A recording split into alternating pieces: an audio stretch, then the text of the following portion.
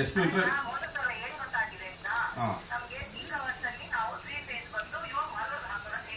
ಹಾಂ madam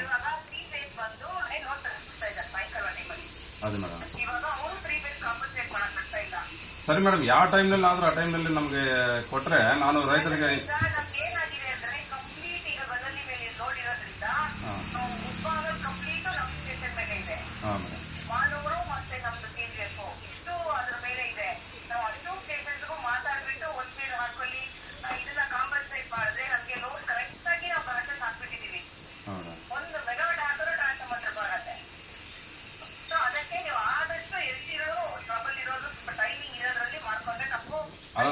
line problem ನಮ್ಗೆ ಎಲ್ಲಿ ಬರ್ತಾ ಇಲ್ಲ ಮೇಡಮ್. ಅದು ಯಾವಾಗಂದ್ರೆ ಆವಾಗ ಬರುತ್ತೆ. ಏನೋ ಸ್ವಲ್ಪ ಅಡ್ಜಸ್ಟ್ಮೆಂಟ್ ಮಾಡಿ ಒಂದು ವಾರ ಹಂಗೆ ಕೊಟ್ಟರೆ ಸ್ವಲ್ಪ ಸುಧಾರಣೆ ಮಾಡ್ಕೊಳ್ತಾರೆ.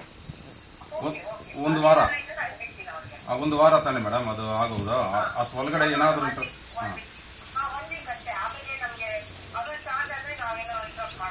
ಸರಿ ಮೇಡಮ್. ಸರಿ, ನಾನು ಅವ್ರ ಪರವಾಗಿ ನಾನು ಕೇಳ್ಕೊಳ್ತಾ ಇದ್ದೀನಿ ಮೇಡಮ್. ಒಂದು ವಾರ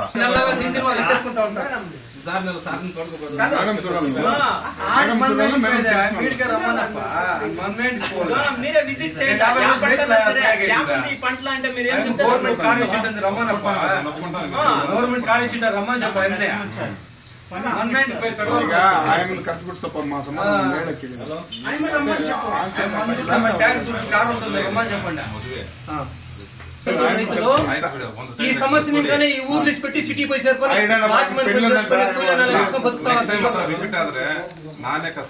ఇట్లే కానీ ఉంటే వచ్చే సమస్య ముందే రైతు కూడా ఉండాలి. రైతు వచ్చే సమస్య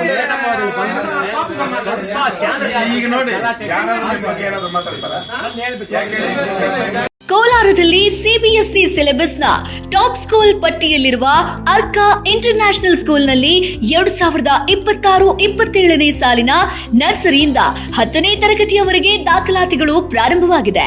ಹೈಟೆಕ್ ಸ್ಕೂಲ್ ಬಿಲ್ಡಿಂಗ್, ಆಟದ ಮೈದಾನ, ನುರಿತ ಶಿಕ್ಷಕರು ಹಾಗೂ ವಿದ್ಯಾರ್ಥಿಗಳಿಗೆ ಕ್ರೀಡಾ ತರಬೇತಿ ಜೊತೆಗೆ ಸುರಕ್ಷಿತ ಬಸ್ ವ್ಯವಸ್ಥೆ ಕಲ್ಪಿಸಲಾಗಿದೆ.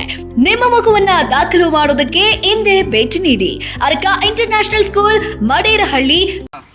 ಬೆಸ್ಕಾಂ ಬೇತಮಂಗಲ ಕೆಜಿಎಫ್ ತಾಲೂಕು ಈ ದಿನ ಇಡೀ ಕ್ಯಾಸಂಬಲಿ ಹೋಬಳಿ ಸೇರಿದ ಕೃಷಿ ಭೂಮಿಗಳಿಗೆ ಬರೀ 5 ಗಂಟೆ ಸಮಯಕ್ಕೆ ವಿದ್ಯುತ್ ಸರಬರಾಜು ನೀರು ಇರುವ ಬಗ್ಗೆ ಮೇಲ್ಕಂಡ ವಿಷಯಕ್ಕೆ ಸಂಬಂಧಿಸಿದಂತೆ ತಮ್ಮಲ್ಲಿ ತಿಳಿಯಪಡಿಸಲು ಇಚ್ಛಿಸುವ ಏನೆಂದರೆ, ಕಳೆದ ಸುಮಾರು ವರ್ಷಗಳಿಂದ ನಮ್ಮ ಕ್ಯಾಸಂಬಲಿ ಹೋಬಳಿಗೆ ಸೇರಿದ ಎಲ್ಲ ಕೃಷಿ ಭೂಮಿಗಳಿಗೆ ದಿನನಿತ್ಯ 7 ಗಂಟೆ ಸಮಯ ವಿದ್ಯುತ್ ಸರಬರಾಜು ನೀಡುತ್ತಿದ್ದು, ತತ್ಸಮಯ ಆ ಅವಧಿಯಲ್ಲಿ ಬರೀ 5 ಗಂಟೆ ಸಮಯಕ್ಕೆ ಬದಲಾಯಿಸುತ್ತಾರೆ.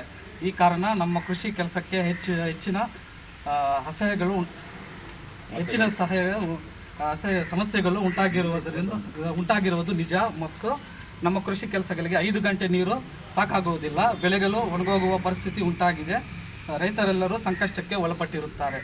ಆದ್ದರಿಂದ ದಯಾಪರಾಧಿಗಳಾದ ತಾವುಗಳು ಈ ನಮ್ಮ ಮನವಿಯನ್ನು ಪರಿಶೀಲಿಸಿ ಕೂಡಲೇ ವಿದ್ಯುತ್ ಸರಬರಾಜನ್ನು ಹೆಚ್ಚಿಸಿಕೊಡುವಂತೆ ಕ್ರಮ ಜರುಗಿಸಬೇಕು. ಈ ಮೂಲಕ ವಿನಂತಿಸಿಕೊಳ್ಳುತ್ತೇವೆ.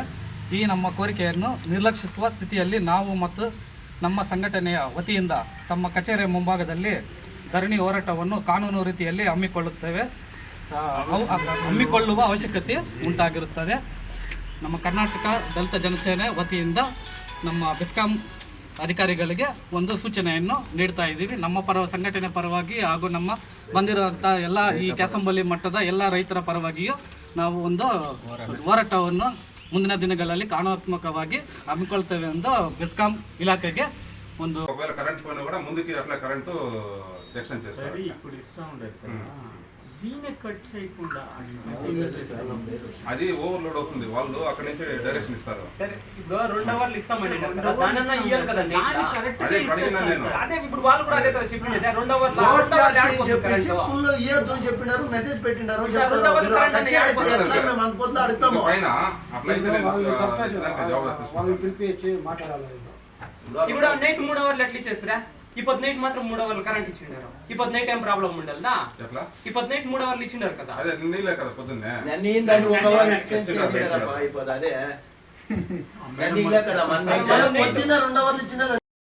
ಅವರಿಗೆಲ್ಲ ನಮಸ್ಕಾರ. ಸುಮಾರು ದಿನಗಳಿಂದ ಈ ಸಮಸ್ಯೆ ನಮ್ಮ ಗಮನಕ್ಕೆ ಬಂದಿದೆ. ಆದರೆ ನಮ್ಮ ಮೇಲೆ ತೀಗೋಲಲ್ಲಿ 220 kV ಬರುವ ಒಂದು ಟ್ರಾನ್ಸ್ಫಾರ್ಮರ್ ಫೇಲಿಯರ್ ಆಗಿ ಕಾರಣ ಕರೆಂಟು ಸರಿಯಾಗಿ ಕೊಡೋಕ್ಕಾಗ್ತಾ ಇಲ್ಲ. ಮೇಲಧಿಕಾರಿಗಳೇ ಈ ವಿಷಯವನ್ನು ತಿಳಿಸಿದ್ದೀನಿ ನಾನು. ಅವರು 1 ವಾರದಲ್ಲಿ ಸರಿಪಡಿಸಿ ಅಂತ ಹೇಳಿದ್ದಾರೆ. 1 ವಾರದ ಒಳಗಡೆ ಈ ಸಮಸ್ಯೆ ಬಗೆಹರಿಸುವಂತ ನಿಮಗೆಲ್ಲ ನಾನು ತಿಳಿಸ್ತಾ ಈ 2 ಮಾತುಗಳನ್ನು ನಾನು ಸರ್ 1 ವಾರದಲ್ಲಿ ಬಗೆಹರಿದಿಲ್ಲ ಅಂದರೆ ಎಚ್ಚರಿಕೆ ಕೊಟ್ಟಿದ್ದಾರೆ ಅವರು, ಅದ್ರ ಬಗ್ಗೆ ಏನು ಹೇಳಿ ಸರ್? ಆಯಿತು, ಈ ವಿಷಯವನ್ನು ನಾನು ಮೇಲಧಿಕಾರಿಗೆ ತಿಳಿಸಿ 1 ವಾರ ಒಳಗಡೆ ಆಗಿಲ್ಲ ಅಂದರೆ ದೊಡ್ಡ ಹೋರಾಟ ಮಾಡ್ತಾರಂತ ನಾನು. ರೈತರು ಬೆಳೆದಿರ್ತಕ್ಕಂಥ ಬೆಳೆಗಳೆಲ್ಲ ಒಣಗೋಗ್ತಾ ಇದೆ. ಅದರಲ್ಲಿ ನಮ್ಮ KEB ಅವರು ಸರಿಯಾಗಿ ರೈತರಿಗೆ ವಿದ್ಯುತ್ ಶಕ್ತಿ ಸರಿಯಾಗಿ ಪೂರೈಕೆ ಮಾಡ್ತಾ ಇಲ್ಲ. ಕೇವಲ 2 ಗಂಟೆ ಕೊಡ್ತಾ ಇದ್ದಾರೆ. 2 ಗಂಟೆಯಲ್ಲಿ ರೈತ ಸಾಲ ಪಾಲ ಮಾಡಿ ತಂದಾಕಿ ಬಡ್ಡಿಗೆ ತಂದಾಕಿ ಬೆಳೆ ಮಾಡೋಣ ಅಂತ ಹೋದ್ರೆ ಈಗ ಬಿಸಿಲು ಬೇರೆ ಸುಡ್ತಾ ಇದೆ. ಅದ್ರ ತಾಪ ಬಿಟ್ಬಿಟ್ಟು ಈಗ KEB ತಾಪ ಹೆಚ್ಚಾಗಿದೆ ರೈತರಿಗೆ. ರೈತರು ಈ ದೇಶದ ಬೆನ್ನೆಲುಬು ಅಂತ ಎಲ್ಲ ಸರ್ಕಾರಗಳು ಹೇಳುತ್ತೆ. ಆದರೆ ರೈತರಿಗೆ ಈ ಥರ ತೊಂದರೆ ಆಗ್ತಾ ಇರೋದು ಯಾರಿಗೂ ಕಾಣಿಸ್ತಾ ಇಲ್ಲ.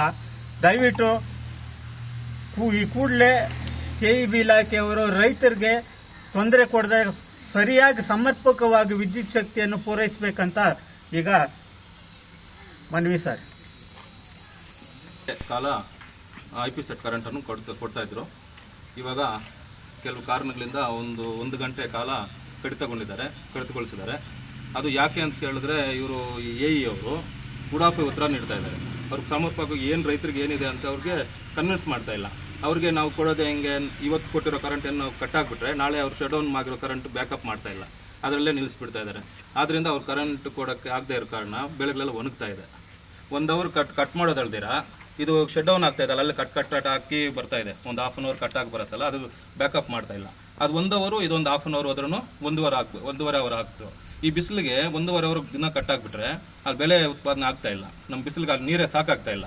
ಆ ಬಿಸಿಲಿಗೆ ಆ ನೀರು ಎಳ್ಕೊಬಿಡ್ತಾ ಇದೆ. ಟ್ರಿಪ್ಪಲ್ ಹನಿ ನೀರಾವರಿ ಎಲ್ಲ ಟ್ರಿಪ್ಗೆ ಒಣಗೋಗ್ತಾ ಇದೆ ಲೋಡ್ ಪ್ರಾಬ್ಲಮ್ ಇಂದ. ನಮಗೆ ಬಿಸಿಲದೊಂದು ಕಾಟ್ಕ ಆದ್ರೆ ಇವ್ರದ್ದೊಂದು ಕಾಟ್ಕ ಆಗ್ಬಿಟ್ರಿ AE ಅವ್ರದ್ದು. ಅವ್ರು ಸರಿಯಾಗಿ ಉತ್ತರ ಕೊಡ್ತಾ ಇಲ್ಲ. ನಾವು ಬಂದ್ಬಿಟ್ಟು AE ಅವ್ರ ಹತ್ರ ಬಂದ್ರೆ ಅವ್ರು AE ಅವ್ರು ಇಲ್ಲ. ಇವಾಗ ನಮ್ಮ JE ಅವರು ಇದ್ದಾರೆ, ಅವ್ರಿಗೆ ಮನವಿ ಪತ್ರವನ್ನು ಕೊಡ್ತಾ ಇದ್ದೀವಿ. ಮುಂದಿನ ದಿನಗಳ ಹಿಂಗೆ ಕಂಟಿನ್ಯೂ ಆದರೆ 1 ವಾರದೊಳಗೆ ದೊಡ್ಡ ಮಟ್ಟದಲ್ಲಿ ಬೃಹತ್